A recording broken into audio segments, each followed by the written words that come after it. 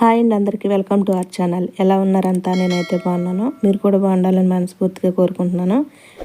ఈరోజు వీడియో వచ్చేసి మనం చలికాలం మాట్లాడే కొన్ని పదాలని మనం తెలుగులో మాట్లాడతాం కదా, ఆ పదాలని అరబీలో ఎలా మాట్లాడాలనేసి ఈ వీడియోలో అయితే తెలుసుకుందాం. దానికంటే ముందు మన ఛానల్ ఎవరైనా ఫస్ట్ టైం చూస్తుంటే ప్లీజ్ మన ఛానల్ సబ్స్క్రైబ్ చేసుకోండి. వీడియో నచ్చితే లైక్ చేయండి. మీకు ఏమైనా డౌట్స్ ఉన్నా కూడా కామెంట్ చేయండి. ఈ వీడియో మనకు తెలుగు వారికి ఎవరికైనా ఉపయోగపడుతుంది అనుకుంటే మర్చిపోకుండా షేర్ చేయండి.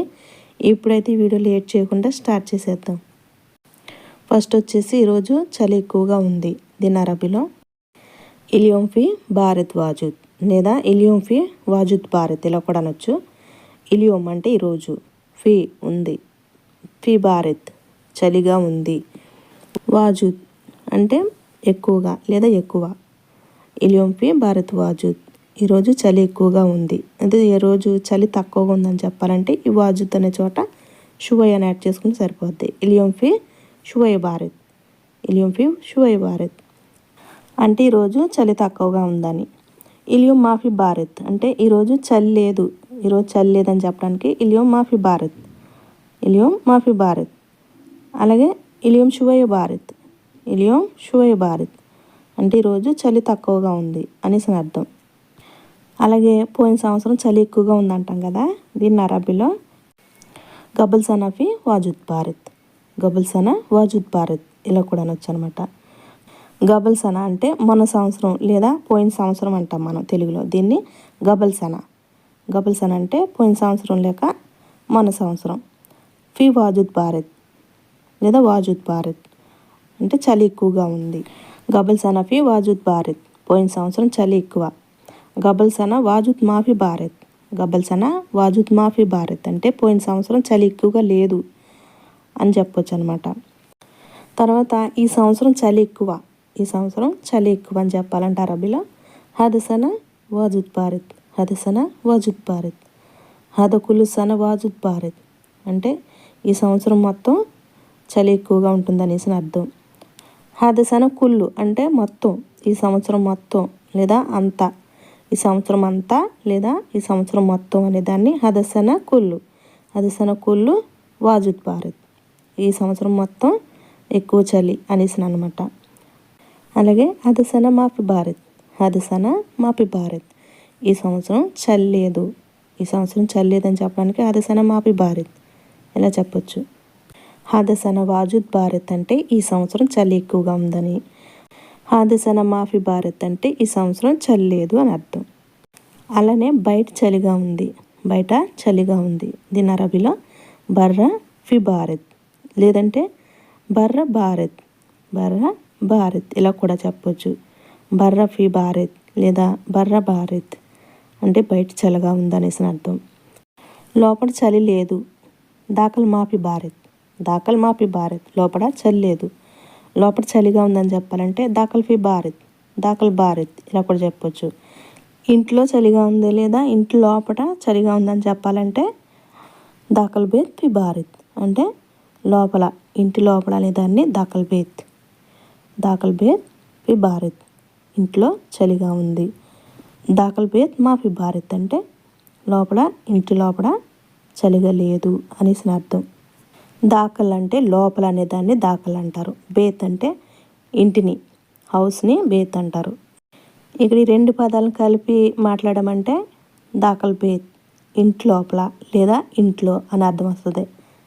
అది ఇంటి బయట అని చెప్పాలంటే బయట అనే దాన్ని బర్ర అంటారు. బేత్ ఇంటి అంటే ఇల్లుని బేత్, ఇంటి బయట అంటే బేత్ బర్ర అనేసి అర్థం అనమాట.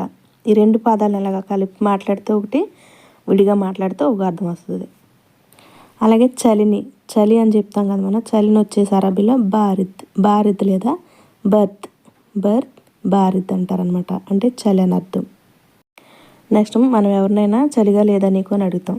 దీన్ని అరబీలో ఎంత మాఫీ బార్, ఎంత మాఫీ బార్ అంటే నీకు చలిగా లేదా అని. నాకు చలిగా ఉంది అని చెప్పాలంటే అన ఫీ బర్త్, అన ఫీ బర్త్ నాకు చలిగా ఉంది, నాకు చలిగా లేదు అన మాఫీ బర్త్, అన మాఫీ బర్త్ నాకు చలిగా లేదు. నెక్స్ట్ వచ్చేసి చలి బట్టలు వేసుకో, చలి బట్టలు వేసుకునే దాన్ని అరబీలో ఎల్బిస్ బర్త్ మెలాబిస్, ఎల్బిస్ బర్త్ మెలాబిస్ ఎల్బస్ అంటే వేసుకో అని. బర్ద్ చలి, బట్టల్ని మిలాబెస్. ఎల్బస్ బర్ద్ మిలాబెస్ అంటే చలి బట్టలు వేసుకో అని అర్థం. తర్వాత స్వెటర్ వేసుకో అంటాం కదా మనం, స్వెటర్ని జాకెట్ అంటారు. జాకెట్ అంటే స్వెటర్ అని, అరబీలో జాకెట్ అంటారు. స్వెటర్ వేసుకో, ఎల్బస్ జాకెట్. ఎల్బస్ జాకెట్ అంటే స్వెటర్ వేసుకో. కాళ్ళకి సాక్స్ వేసుకుంటాం కదా, సాక్స్ని లఖాత్, లఖాత్ అంటారు, జొరాబ్ అంటారు. జొరాబ్ లేక లఖాత్, లఖాతా, లఖాత్ ఇలా అంటారనమాట. సాక్స్ వేసుకునే దాన్ని ఎల్బస్ లఖాత్, ఎల్బస్ లఖాత్, ఎల్బస్ లఖాతా ఇలా అనమాట. అంటే సాక్స్ వేసుకో. చలి బట్టలను వచ్చేసి అరబీలో బర్ద్ మిలాబెస్ అంటారు. బర్ద్ మిలాబెస్ అంటే చలి బట్టలు. చలి బట్టలు వేసుకో అంటే ఎల్బస్ మిలాబెస్ బర్ద్, ఎల్బస్ బర్ద్ మిలాబెస్ ఇలా అంటారనమాట. స్వెటర్ని వచ్చేసి జాకెట్ అంటారు. ఎల్బస్ జాకెట్ అంటే స్వెటర్ వేసుకో అని. అలాగే సాక్స్ని వచ్చేసి జొరాబ్ అంటారు, లేదంటే లఖాతా, లఖాత్ అని అంటారనమాట. అంటే సాక్స్ అని. ఎల్బస్ లఖాత్ అంటే సాక్స్ వేసుకో అని. అలాగే ఇప్పుడు చెప్పినవన్నీ మీ దగ్గర లేవనుకోండి, అంటే బట్టలు కానీ, చలి బట్టలు కానీ, సాక్స్లు కానీ, జాకెట్ కానీ ఇలాంటివి మీ దగ్గర లేకపోతే నా దగ్గర లేవు అని అరబీలో ఎలా చెప్పాలంటే మాయంది భారత్ మిలాబెస్. మాయంది భారత్ మిలాబెస్ అంటే నా దగ్గర చలి బట్టలు లేవు. మాయంది అంటే నా దగ్గర లేవు అనేసి. ఇప్పుడు ఏదైనా సరే నా దగ్గర లేదు, నా దగ్గర లేవు అంటాం కదా, దాన్ని అరబీలో మాయంది. మాయంది అంటే నా దగ్గర లేదనేసి, నా దగ్గర చలి బట్టలు లేవు. మాయంది భారత్ మిలాబెస్, మాయంది భారత్ మిలాబెస్ అంటే నా దగ్గర చలి బట్టలు లేవు అనేసి. అలాగే నా దగ్గర స్వెటర్ లేదని చెప్పాలంటే అరబీలో అనమాయింది జాకెట్, మాయింది జాకెట్, అనమాయింది జాకెట్ ఇలా చెప్పొచ్చు. అలాగే నా దగ్గర సాక్స్ లేవు, మాయింది లఖాత్, అనమాయింది లఖాత్ అంటే నా దగ్గర సాక్స్ లేవు అనేసి అర్థం అనమాట. అలాగే ఈ చలికాలం ఇంట్లో అయితే హీటర్ వాడతారు కదా, అదే చలికి ఆగటం కోసం, అదే వెచ్చదనం కోసం హీటర్ వాడతారు కదా.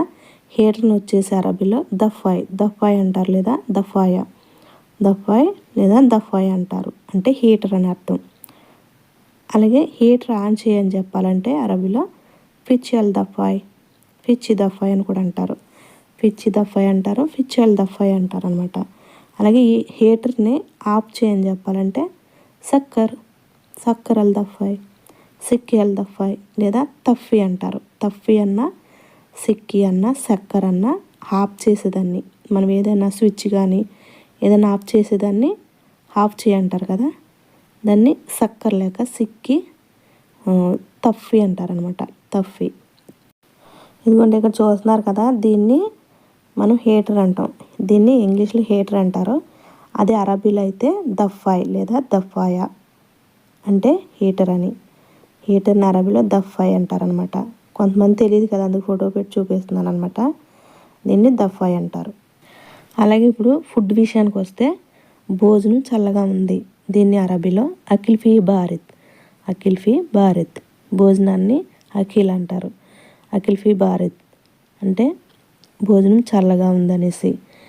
దీన్ని వేడి చేసుకుని తీసుకురానే దాన్ని సవిహార్ జీబ్, సవిహార్ జీబ్, అఖిల్ సవిహార్ జీబ్ అంటే భోజనం వేడి చేసుకుని తీసుకురాని. ఇక్కడ చూడండి, వేడి చేయి అనే దాన్ని సవ్విహార్ అంటారు. సవ్విహార్ అంటే వేడి చేయని. దీన్ని మరొక విధంగా దఫ్ఫీ అంటారు. దఫ్ఫీ అంటే ఇప్పుడు సవ్విహార్ అనే పదానికి ఒకటే పదం కింద దఫ్ఫీ అంటారనమాట. సవ్విహార్ అన్న దఫ్ఫీ అన్న రెండు పదాలకు ఒకటే అర్థం వస్తుంది. సింపుల్గా దఫ్ఫీ అంటారు. దఫ్ఫీ హార్ అని కూడా అంటారు ఒకసారి. దఫ్ఫీ హార్, దఫ్ఫీ, సవ్విహార్ ఈ మూడు పదాలు కూడా వేడి చేయి అనే పదానికి వాడతారనమాట అరబీలో.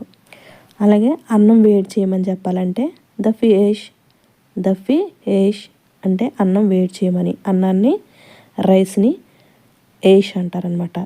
దఫీ వేడి చేయి, దఫీ ఏష్ ఇది సింపుల్గా వాడినట్టు అనమాట. దఫీ ఏష్ లేదంటే సవిహార్ ఏష్ అని కూడా అంటారు.